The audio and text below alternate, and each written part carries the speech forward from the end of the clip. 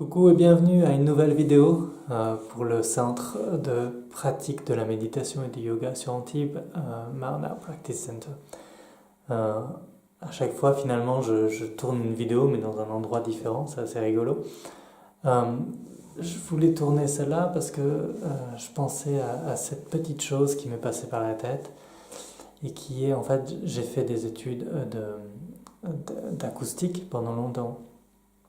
Et en acoustique, quand vous analysez un son, on voit clairement plusieurs choses. On voit ce qu'on appelle la fondamentale, c'est-à-dire que, en fait, si vous regardez, si vous écoutez un son et que vous analysez ce son, vous faites un spectrogramme, ça s'appelle, de ce son, vous allez pouvoir voir de quoi est constitué ce son. Et donc, un son est constitué, en général, un son moyennement riche est constitué toujours d'une fondamentale, c'est-à-dire la fréquence en général qui est, en général, hein, la fréquence la plus basse et la plus forte. Donc si je fais par exemple un son qui fait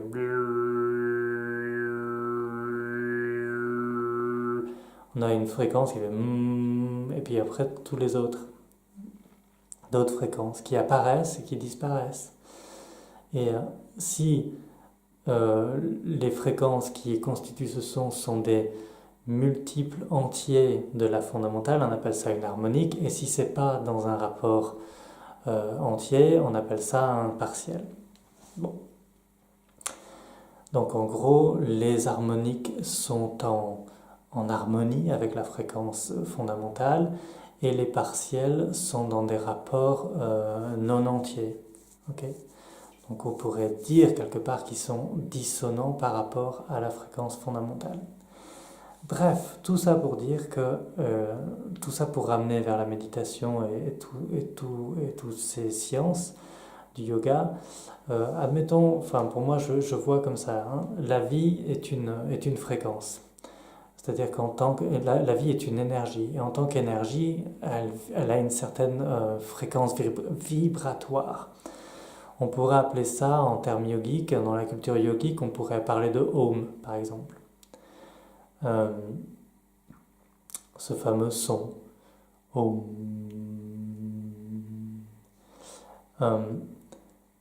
Admettons que voilà, on pourrait très bien fonctionner dans le même sens, c'est-à-dire que admettons que la vie donc est une énergie, qu'elle a une fréquence vibratoire, que cette fréquence vibratoire on pourrait l'appeler Om. Pour moi ensuite la vie se manifeste juste à travers toutes les incarnations qu'elle puisse avoir, c'est-à-dire aussi bien ce corps-ci par exemple, mais que le tien, ou le corps de n'importe qui d'autre, quelqu'un d'autre dans la famille, nos enfants, mais aussi un arbre, le nuage qui passe, de l'eau, enfin c'est toujours la même vie, la même source de vie, mais qui se manifeste en des incarnations différentes. Et pour moi, chaque incarnation est une fréquence de ce son Om, c'est-à-dire de ce son de cette énergie qu'on appelle la vie, mais qui, voilà, ça fait partie d'un spectre général. Admettons que vie, Om, ce soit la fréquence fondamentale, et toutes les incarnations de vie ne seraient autres que des harmoniques, c'est-à-dire dans un rapport entier, cette vibration de base qu'on pourrait appeler Om par exemple, mais c'est juste pour ramener ça dans une culture yogique, soit dans un rapport non entier, et ça serait des partiels. Et en fonction de la fréquence vibratoire, eh ben, ça se manifesterait sous telle forme, et telle forme, et telle forme, et telle forme. Ce qui est vachement intéressant aussi dans ça, c'est que toujours en acoustique, si vous prenez deux fréquences très proches, et que vous voulez donc un son qui ferait brrr, et puis un autre qui est juste un peu au-dessus, donc dans même pas un demi-ton, il faut que ce soit vraiment très proche. Vous allez dégager des battements. Par exemple, si on prend une fréquence à 510 Hz et qu'on joue une autre fréquence à 500 Hz, on va entendre la différence de ces deux fréquences, c'est-à-dire 10 Hz. Et on va entendre c'est-à-dire 10 battements par seconde à peu près. Enfin, c'est même pas à peu près, c'est exactement ça. Et, euh, et on peut jouer avec ça, c'est-à-dire que plus la fréquence est proche, plus les deux fréquences sont proches, plus le battement sera de plus en plus proche jusqu'à ce que ça fasse et ça redevienne une seule fréquence. Mais quand il y en a deux, si elles sont écartées de 20 Hz, ben on aura 520 Hz, plus un battement à 20 Hz qui va se générer derrière. Et s'il y a 50 Hz, ben on commence vraiment à avoir une autre fréquence très très basse qui va sortir. Enfin, ce qui est intéressant là-dedans, c'est qu'on pourrait très bien ramener ça à, par exemple, au système de naissance des êtres humains ou de n'importe quelle forme de vie, en fait, où, admettons qu'on pourrait prendre ça comme ça, c'est-à-dire que deux fréquences très proches, ça pourrait être deux incarnations, par exemple deux êtres humains, qui se rencontrent, et parce que justement, sur un terme vibratoire, ils sont très proches, c'est-à-dire que leurs fréquences vibratoires, en tant qu'incarnation de la vie, sont très proches. C'est-à-dire qu'on fonctionne à peu près sur la même fréquence. Et c'est pour ça qu'on se retrouverait, par exemple. On pourrait très bien partir comme ça, ce n'est qu'une hypothèse. Je vous invite à commenter d'ailleurs, à dire un peu ce que vous en pensez. Mais on aurait donc ces deux êtres qui fonctionnent sur des fréquences très proches. Et plus ils sont proches, et plus finalement il y a une troisième fréquence qui va être générée. Et ça, de la même manière que si on prenait 550 Hz et 500 Hz, qui sont très proches quelque part à l'écoute, même si on entend bien quand même la différence à ce niveau-là, mais 550 Hz moins 500 Hz, on va se retrouver avec une troisième fréquence 50 Hz qui va être générée. En fait, elle n'existe pas réellement, c'est juste qu'elle est générée et elle va être perçue par l'oreille, alors qu'en fait, elle n'y est pas.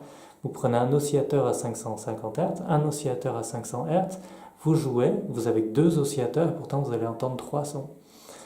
Et ben ça pourrait être à peu près la même chose en fait, pourquoi pas? On aurait un être qui fonctionne à une certaine fréquence et qui retrouve un autre être qui fonctionne à peu près à la même fréquence. Et entre eux, s'ils restent ensemble suffisamment longtemps, eh ben, il y a une autre troisième fréquence qui va être générée. Et cette fréquence pourrait être amenée par exemple à la naissance d'un autre enfant, par exemple. Et je trouve ça assez intéressant, les rapprochements qu'on peut continuellement faire entre les fonctionnements physiques des sons, de l'acoustique, et la façon dont la vie a tendance à vouloir se dérouler. Et moi, c'est quelque chose qui me fascine. Je trouve beaucoup de points de rapprochement par rapport à mes connaissances en acoustique et la façon dont je peux observer la vie et les phénomènes que je vois. Et je peux très souvent les rapprocher à des phénomènes acoustiques. Donc c'est très intéressant et pourquoi pas fonctionner comme ça dans ce cas-là. Donc du coup, il y aurait des gens qui fonctionneraient en harmonie avec la vie, si on, enfin je sais pas, là je pars vraiment peut-être un peu trop loin, mais qui pourraient être considérés comme des harmoniques, c'est-à-dire des multiples entiers, et puis des gens qui seraient un petit peu en dissonance avec la vie, ce qui ne veut pas dire que c'est des gens tristes, c'est juste des gens qui fonctionneraient vraiment de manière un petit peu, peut-être hors société par exemple, et qui seraient un petit peu en marge de ce fonctionnement, mais qui apportent une richesse énorme. Euh, euh, Au son. Un son d'ailleurs qui n'aurait qu'une fondamentale et des multiples entiers serait un son assez plat. Si on commence à rajouter des partiels, des multiples non entiers, euh, alors là, dans ce cas-là, on commence à avoir un son qui commence à être vraiment très riche à l'oreille et très intéressant sur un plan acoustique. Donc pourquoi pas, on pourrait très bien avoir ça, des gens qui seraient en harmonie, enfin dans un multiple entier, dans un rapport complètement égal et harmonique avec une fréquence vibratoire de base, et puis des gens qui seraient là et qui seraient un petit peu en dissonance, mais qui viendraient enrichir le tout. En tout cas, ce qui est sûr, c'est qu'au cours du temps, le son, il y a un début, une fin éventuellement, mais en tout cas, pendant tout le temps où le son se déroule, où toute la résonance se passe, il y a une évolution. Chacune des fréquences apparaît, disparaît, augmente en amplitude et diminue. Et tout ça reproche, enfin moi je trouve énormément de similitudes entre ça et l'évolution dans la vie. C'est-à-dire qu'on change des fois de fréquence. Une fréquence peut légèrement bouger, augmenter et descendre, et puis devenir de plus en plus forte, un petit peu moins forte, disparaître et revenir et tout ça. Donc c'est vachement intéressant. Je vous invite à regarder des analyses de son donc ça s'appelle des sonogrammes, et à se pencher un petit peu là-dessus. Si vous y connaissez un petit peu acoustique, ou si ce que je viens de dire, si je sais pas si ça vous parle, et si vous comprenez un petit peu mon approche, n'hésitez pas à me laisser des commentaires, n'hésitez pas à poser des questions aussi. Merci.